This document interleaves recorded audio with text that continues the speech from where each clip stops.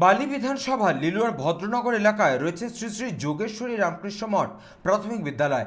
এই বিদ্যালয়ে মোট 2জন শিক্ষিকা রয়েছেন এবং 30 থেকে 40 জন পড়ুয়া রয়েছেন। কিন্তু স্কুলের পরিস্থিতি এতটাই খারাপ যে কয়েকজন ছাড়া কেউ আসেই না স্কুলে। স্কুলের পাশে যে মাঠ ছিল সেটা জঙ্গলে পরিণত হয়েছে এবং খাবার জলেরও ব্যবস্থা নেই স্কুলের মধ্যে। তার সাথে সাথে বৃষ্টির দিনে ভরে যায় জল ক্লাসরুমে এবং বারান্দার যে টিন রয়েছে সেটাতেও রয়েছে ফুটো।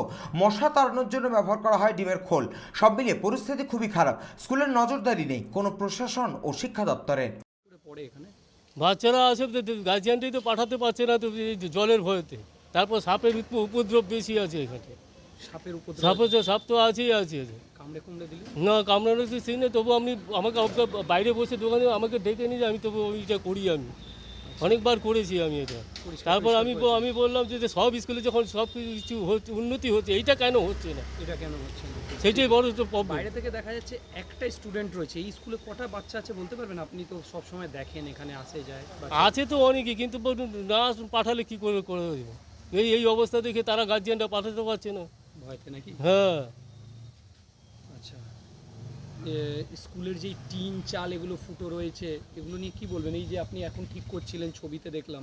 হ্যাঁ, দেখলেন তো, আমি নিজেই তো এটাকে উপর দিকে উঠিয়ে ওইটি টিনটাকে মেকআপ করে রেখে দিয়েছি যে ভেঙে না পড়ে। আর যাওয়া এইটা হতো সব অবস্থা বরবাদ আর হয়ে যেত। কতদিন ধরে স্কুল দেখছেন এটা?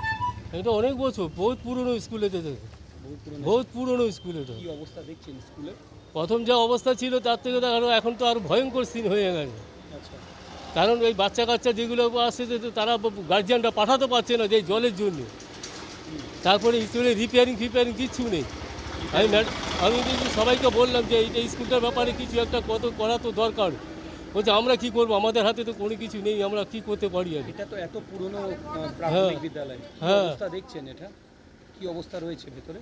ভিতরে যে অবস্থা হচ্ছে সে ভয়ঙ্কর সিন হয়ে আছে। এখন সাপ তো মাঝখানে আমি 2বার করে সাপ মেরেছি আমি। লিলুয়া থেকে কুন্দন সিং এর রিপোর্ট, চ্যানেল 24/7।